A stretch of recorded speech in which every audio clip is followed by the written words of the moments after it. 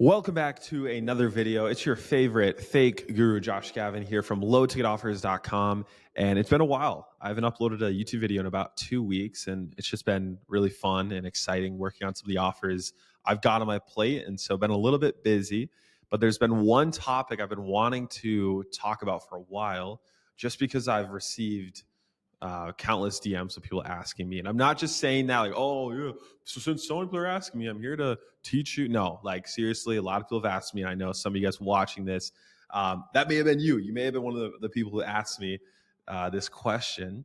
And the question was, how much does it cost to launch an offer? How much does it cost to publish an offer? What tech stack should I have? Also, I'm going to answer the question on who should you hire first in your publishing company. If you're doing publishing, what should you outsource first? All of that we're going to talk about today in a chill, laid back conversation to make sure that you guys have everything you need to launch your offers faster. So let's just jump into this. How much does it cost to launch an offer?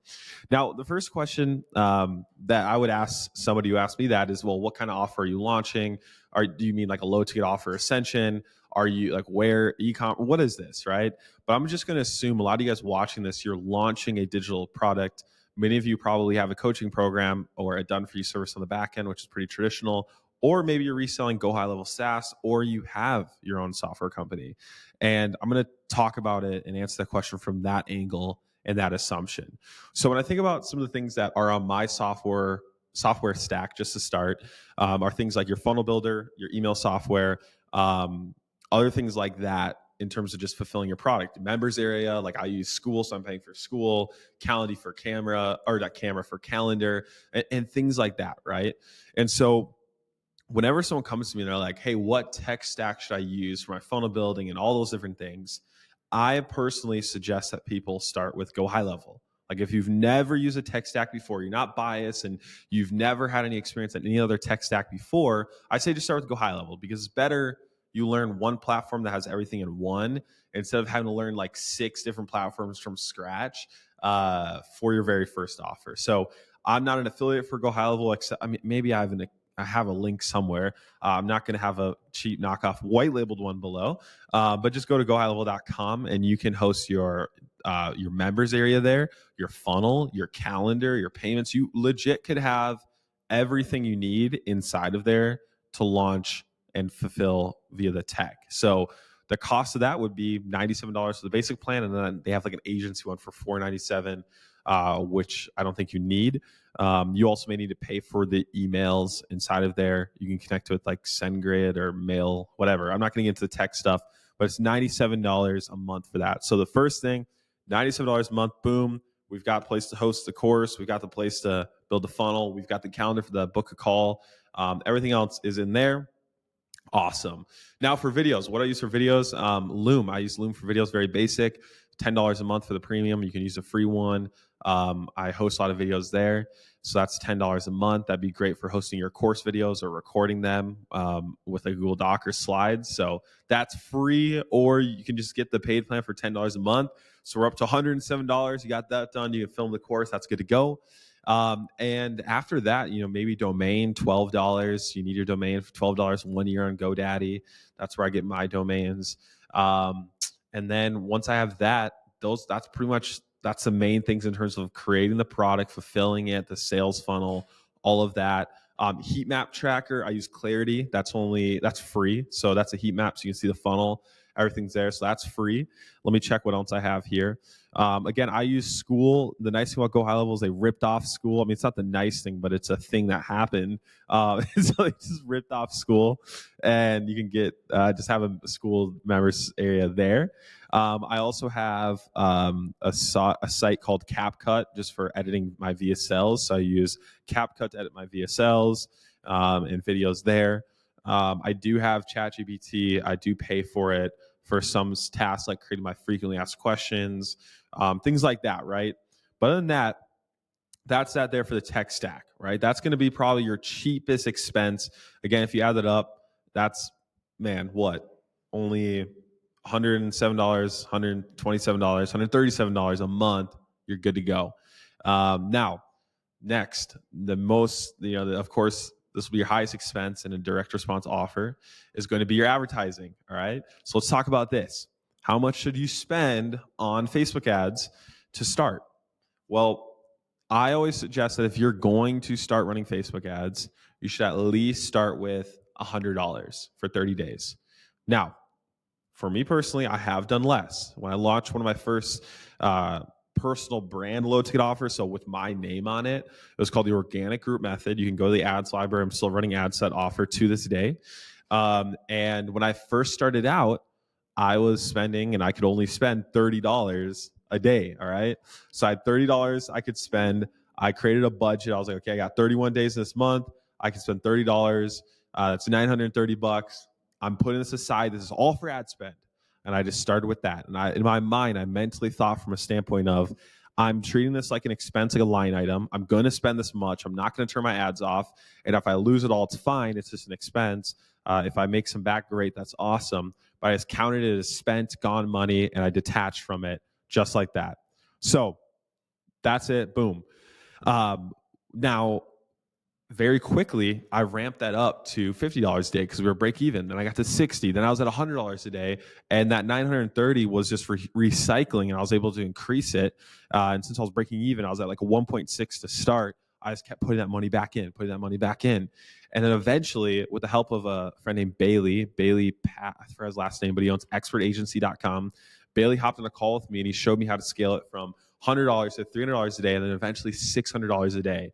And originally, I was only thinking of starting with $930, and I was spending almost that entire month's budget in a single day at a break even. And for a while, I was staying at 1.5, 1.2 on the front end, which is crazy. And so that was a crazy experience, and it really just showed that you can start small and work your way up.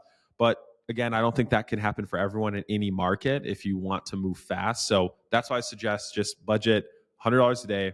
Say I'm going to spend $3,000 this month, or maybe just for 2 weeks. Say for 2 weeks, here's what we're doing: 14 days.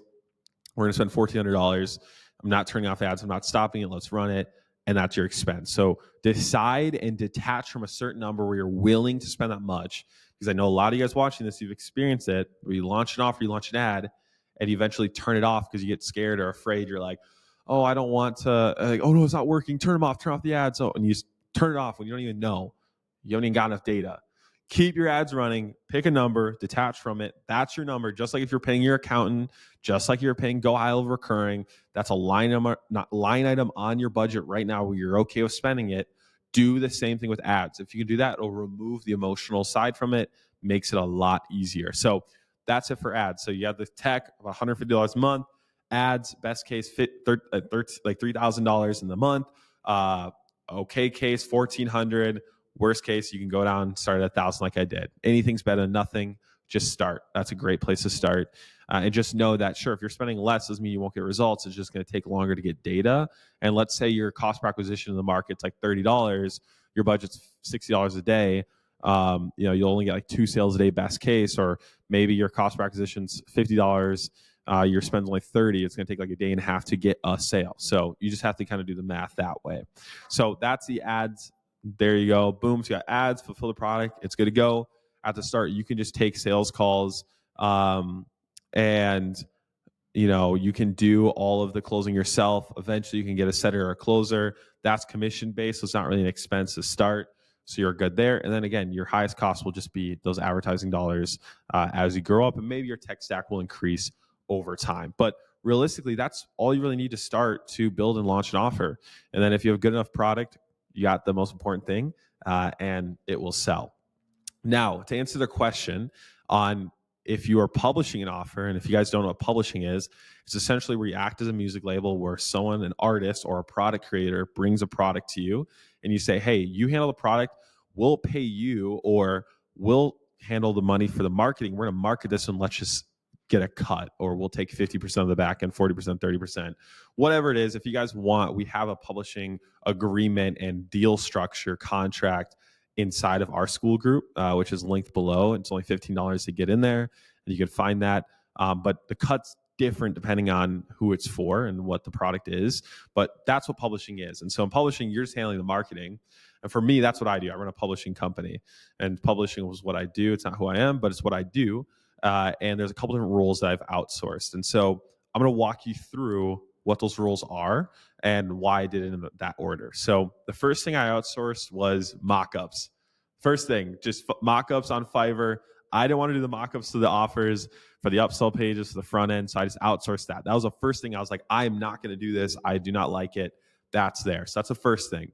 The second thing, design related, was the funnel design. So I was like, I don't want to have to worry writing the copy and designing it.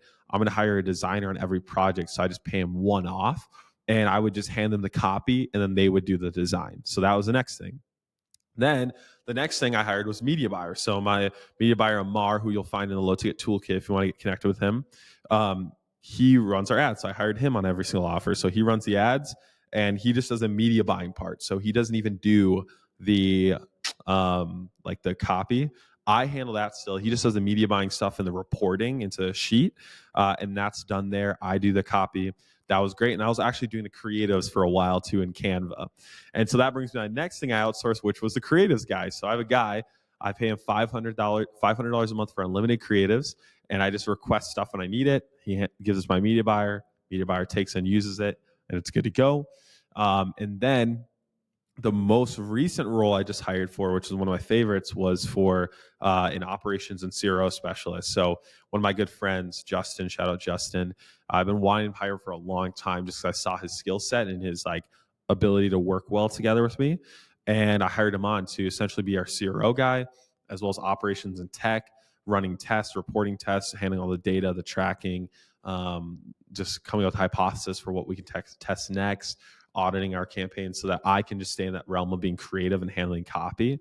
And so now all I do is I come up with like copy and angles and help architect out the upsell path and the positioning of it, and the team does the rest. And more importantly, I guess I'm also in charge of quality control. So I really just focus on the quality, of course, acquiring the deals, being the face, the company, all that stuff I handle, and then we assemble the rest. So that's the order I did it. I think it's the best order. I wouldn't change anything of that.